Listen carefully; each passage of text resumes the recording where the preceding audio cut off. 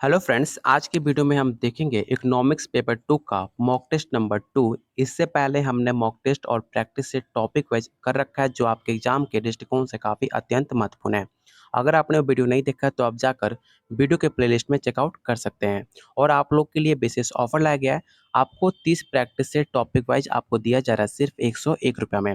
अगर आप ज़्यादा डिटेल में पढ़ना चाहते हो topic wise theory, one liner fact और question answer previous year, total आपको मिलेगा 151 रुपये में। अगर आप दोनों लेते हो तो दोनों लेने के लिए आपको सिर्फ 201 रुपये पे करना पड़ेगा। और जो आपको मॉक टेस्ट कराया जा रहा है अभी, वो सारे मॉक टेस्ट आपको फ्री में दे दिया जाएगा। लेने के लिए आप इस नंबर पे मुझे व्हाट्सएप कर सकते हो या इस वीडियो में कमेंट आप कर सकते हो। और जिन्होंने पहले से प्रैक्टिस सेट ले रखा हुआ है 101 रुपये में, अगर उन्हें टॉपिक वाइज थ्योरी पीडीएफ चाहिए तो उन्हें एक्स्ट्रा 100 रुपये का भुगतान करना होगा। और उनके साथ में मॉक टेस्ट भी आपको फ्री में दे दिया जाएगा। अगर आप फ्यूचर को लेकर सीरियस हो, अगर आप चाहते हो कि इस बार आपका सिलेक्शन हो जाए, तो ये नोट्स आपको काफ़ी हेल्पफुल होगा। ठीक है, चलिए शुरू करते हैं आज का पहला क्वेश्चन। पहला क्वेश्चन है कि अर्थशास्त्र के जनक किसे कहा जाता है? काफ़ी मोस्ट इंपोर्टेंट क्वेश्चन है, आपको पता होना चाहिए। अगर आप इकोनॉमिक्स की तैयारी कर रहे हो, तो पहला क्वेश्चन आपसे पूछा जाता है कि अर्थशास्त्र के जनक किसे कहा जाता है? ऑप्शन है मार्शल, ऑप्शन बी है रॉबिन्स, या ऑप्शन सी है एडम स्मिथ, या ऑप्शन डी इनमें से कोई नहीं। तो इसका राइट आंसर ऑप्शन आपका सी हो जाएगा। एडम स्मिथ को अर्थशास्त्र के जनक कहा जाता है। उन्होंने अर्थशास्त्र को धन का विज्ञान भी कहा था। एडम स्मिथ ने अपनी प्रसिद्ध पुस्तक का नाम an inquiry into the nature and causes of wealth of nation रखा था। ये सारे पॉइंट आपके एग्जाम के दृष्टिकोण से काफ़ी इंपॉर्टेंट है।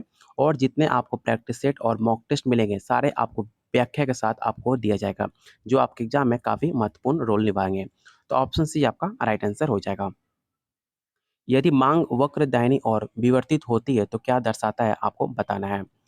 तो ऑप्शन ए आपका राइट आंसर होगा। यदि वस्तु की कीमत में कोई परिवर्तन ना हो और उपभोक्ता की आय, फैशन, रुचि, जनसंख्या आदि में परिवर्तन के कारण मांग में परिवर्तन होते हैं, तो इस मांग में वृद्धि या कमी कहा जाता है। ऑप्शन ए आपका राइट आंसर हो जाएगा। ऐसी बाजार व्यवस्था जहां विक्रेता की संख्या कम हो, उस बाजार का क्या नाम होगा, आपको बताना है। तो ऐसी बाजार व्यवस्था जहां विक्रेता की संख्या कम हो, उस बाजार व्यवस्था को अल्पाधिकार कहते हैं। अल्पाधिकार अपूर्ण प्रतियोगिता का एक महत्वपूर्ण रूप माना जाता है। तो ऑप्शन सी आपका राइट आंसर होगा। क्वेश्चन 4 कह रहा है कि आवास लगान की अवधारणा किसने दी थी, आपको बताना है। काफी मोस्ट इंपोर्टेंट क्वेश्चन है, इस क्वेश्चन को आप भी वही क्वेश्चन टिक आउट कर लीजिएगा। तो आवास लगान की अवधारणा आपके प्रोफेसर मार्शल द्वारा दी गई थी। इस धारणा के प्रतिपादन मार्शल ने उन साधनों का मूल्य या पारिश्रमिक निर्धारण के लिए किया जिनकी पूर्ति अल्पकाल में स्थिर रहती है। तो ऑप्शन सी आपका राइट आंसर हो जाएगा। तरलता पसंदगी सिद्धांत का प्रतिपादन किसने किया था? आपको स्टेटमेंट्स क्वेश्चन, आपको प्रीवियस क्वेश्चन में 5 से 6 सवाल पूछे गए थे, जो आपके एग्जाम में काफ़ी अत्यंत महत्वपूर्ण होते हैं। और ऐसे क्वेश्चन आपको इस बार भी क्वेश्चन देखने को जरूर मिलेगा। तरलता पसंदगी सिद्धांत का प्रतिपादन किन्स ने किया था? केन्स का परिभाषा के अनुसार ब्याज की दर संग्रह का पुरस्कार नहीं होती, बल्कि एक निश्चित अवधि के लिए मुद्रा की तरलता को छोड़ने का पुरस्कार माना जाता है। तो ऑप्शन डी आपका राइट आंसर हो जाएगा। उस बाजार व्यवस्था को क्या नाम दिया जाता है जिसमें केवल एक क्रेता एवं एक विक्रेता होता है? ये सवाल आपका बिहार स्टेट में पूछा गया था।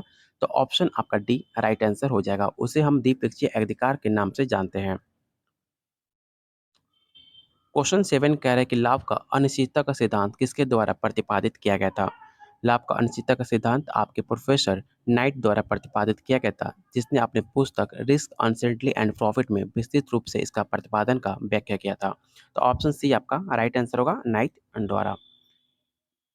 इच्छा विहीनता का सिद्धांत किसके द्वारा प्रतिपादित किया गया? तो इच्छा विहीनता का सिद्धांत आपके प्रोफेसर जेके मेहता ने प्रतिपादित किया था, जो आपके अर्थशास्त्र एक विज्ञान है, उनका एक कहना था। तो ऑप्शन ए आपका राइट आंसर हो जाएगा।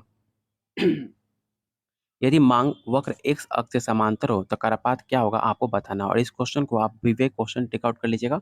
अगर आप प्रीवियस ईयर क्वेश्चन उठा के देखते हो तो आपको बिल्कुल ऐसे सवाल आपके प्रीवियस ईयर क्वेश्चन में पूछे गए हैं।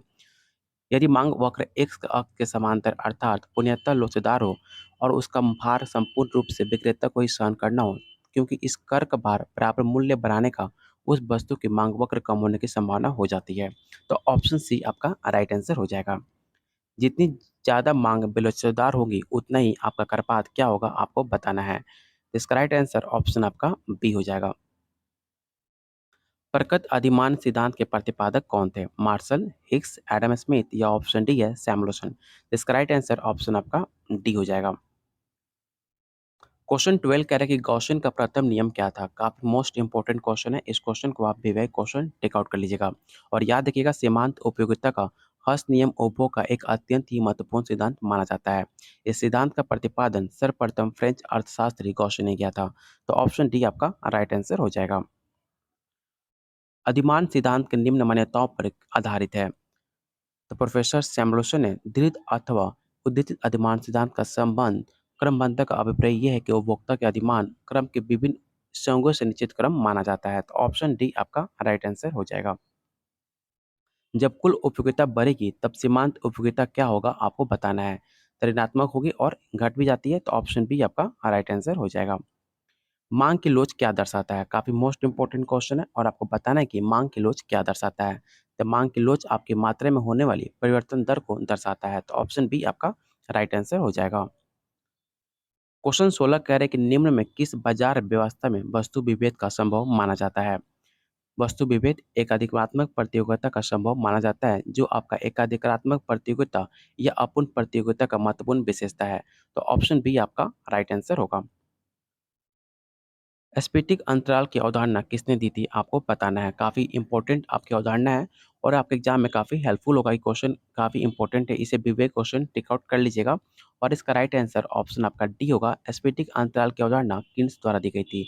1940 में प्रकाशित अपने हाउ टू पे फॉर द वॉर अपने बुक में इसकी अवधारणा दी थी। तो ऑप्शन डी आपका राइट आंसर होगा। राष्ट्रीय व्यय में क्या शामिल होता है? तो राष्ट्रीय व्यय में उपभोग व्यय, निवेश और व्यय राजकीय व्यय भी सम्मिलित किया जाता है। इसके लिए इसका राइट आंसर ऑप्शन आपका डी होगा, ऑल ऑफ द अबव। राष्ट्रीय आय की वृद्धि दर का मान क्या है आपको बताना है। तो राष्ट्रीय आय की वृद्धि दर का मान निवेश अनुपात और पूंजी अनुपात से होता है। आप यहाँ पर इसका फॉर्मूला भी देख सकते हैं। इसे स्क्रीनशॉट आप रख लीजिएगा। अगर आपके पास मॉक टेस्ट का पीडीएफ नहीं है तो आपके एग्जाम के दृष्टिकोण से ये महत्वपूर्ण काफी रूल है। भारत में अधिकतम बचत दर्ज कब की जाती है? काफ़ी मोस्ट इम्पोर्टेंट क्वेश्चन है और याद रखिएगा भारत में अधिकतम बचत घरेलू क्षेत्र में दर्ज की जाती है। भारत एक कृषि प्रधान देश है जिसमें कृषकों का एक अमूल्य योगदान माना जाता है। तो ऑप्शन डी आपका राइट आंसर हो जाएगा। राष्ट्रीय आय का आकलन निम्न में किस विधि द्वारा नहीं होता है? उत्पादक विधि, ऑप्शन बी है निर्यात आयात विधि या ऑप्शन सी आय विधि या ऑप्शन डी है व्यय विधि। तो इसका राइट आंसर ऑप्शन आपका बी हो जाएगा। निम्न में से ब्याज दर में भिन्नता का क्या कारण माना जाता है? तो ब्याज दर में भिन्नता का कारण उत्पादकता का विभिन्नता माना जाता है। जहाँ पर ISLM एक दूसरे को काटते हैं वही ब्याज दर निर्धारित होता है। तो ऑप्शन सी आपका राइट आंसर हो जाएगा। यदि अर्थव्यवस्था पूर्ण रोजगार की सिचुएशन में हो और कार्यरत हो तो निम्न में कौन सा कारण मुद्रास्फीति को जन्म देगा? काफी इंपॉर्टेंट सवाल है। इस क्वेश्चन को आप विवेक क्वेश्चन टिक आउट कर लीजिएगा। यदि अर्थव्यवस्था पूर्ण रोजगार के कार्यरत हो तो अप्रत्यक्ष करों में कमी के कारण मुद्रास्फीति में वृद्धि हो जाती है। तो ऑप्शन डी आपका राइट आंसर हो जाएगा। क्वेश्चन 24 कह रहे हैं कि निम्न में कौन सा प्रतिष्ठित अर्थशास्त्री नहीं है? आपको बताना है कि इन चार ऑप्शन में कौन एक आपके फेमस अर्थशास्त्री नहीं माने जाते हैं। तो ऑप्शन डी आपका राइट आंसर होगा जेएम किन्स। ऑप्शन डी आपका राइट आंसर होगा।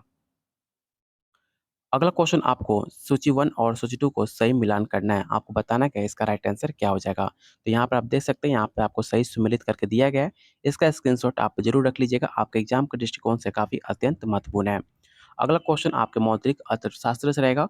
आपको बताना है कि परिणात्मक साख नियंत्रण विधि को किसने चुना था? तो ऑप्शन सी आपका राइट आंसर हो जाएगा। अगला क्वेश्चन आपके एग्जाम के दृष्टिकोण से काफी इंपॉर्टेंट है। आपको बताना है कि एम भी इजकल टू पीटी में बी तथा एम इजकल टू के पीटी में के का मान क्या है आपको बताना है। तो एक दूसरे के प्रतिलोम है। ऑप्शन डी आपका राइट आंसर हो जाएगा। अन्य चीजें स्थिर रहने पर बैंक दरों में वृद्धि का तात्पर्य क्या होगा आपको बताना है। तो अन्य चीजें स्थिर रहने पर बैंक दर में वृद्धि का तात्पर्य निजी निवेश में कमी माना जाता है। तो ऑप्शन डी आपका राइट आंसर हो जाएगा। लागत प्रेरित मुद्रास्फीति का कारण क्या है? तो लागत में हुई वृद्धि के कारण पैदा हुई मुद्रास्फीति को लागत प्रेरित मुद्रास्फीति कहते हैं। तो ऑप्शन सी आपका राइट आंसर हो जाएगा। अगला क्वेश्चन आपको लोक वित्त एवं बजट से जो काफी एग्जाम के दृष्टिकोण से काफी महत्वपूर्ण है। आपको बताना है कि बिक्री कर क्या होता है। काफी मोस्ट इंपोर्टेंट क्वेश्चन है और आपको पता होगा अगर आपने इकोनॉमिक्स क्लास किया होगा तो आपको बताया गया होगा जो आपका बिक्री कर होता है वो आपका अप्रत्यक्ष कर माना जाता है। जब कर का भार एवं दबाव एक ही व्यक्ति पर पड़े तो उसे प्रत्यक्ष कर कहते हैं। तो ऑप्शन बी आपका राइट आंसर हो जाएगा। राज्य सरकार के लिए आय का मुख्य स्रोत क्या है? आयकर, बिक्री कर या ऑप्शन सी है एक्साइज ड्यूटी या ऑप्शन डी है राजस्व कर। तो ऑप्शन बी आपका राइट आंसर हो जाएगा। आज के मॉक टेस्ट में आपको टोटल 31 क्वेश्चन कराए जा रहे हैं और भी बहुत सारे क्वेश्चन हैं, ठीक है? तो अगर आपको सारे कुछ आपको मॉक टेस्ट, आपको प्रैक्टिस सेट, आप टॉपिक वाइज थ्योरी पीडीएफ चाहिए तो आपको इस नंबर पे मुझे व्हाट्सएप करना होगा और सिर्फ आपको ₹201 आपको पे करना पड़ेगा, जिसमें आपको टोटल सुविधा आपको दी जाएगी। कोई भी आपको डाउट होता है तो आप मुझे व्हाट्सएप भी कर सकते हो। आपको कोई भी क्वेश्चन है, कोई भी आपको डाउट है तो आप मुझे इस नंबर पे व्हाट्सएप कर सकते हो। और जिन्हें आपको practice set, topic wise theory और आपको मॉक टेस्ट चाहिए तो भी आप मुझे इस नंबर पे आप मुझे व्हाट्सएप कर सकते हो। और तब तक वीडियो को लाइक और दोस्तों के साथ शेयर करना बिल्कुल मत भूलिएगा। और जिन्होंने पहली बार चैनल पे विजिट करा है तो प्लीज़ चैनल को ज़रूर सब्सक्राइब कर लीजिएगा।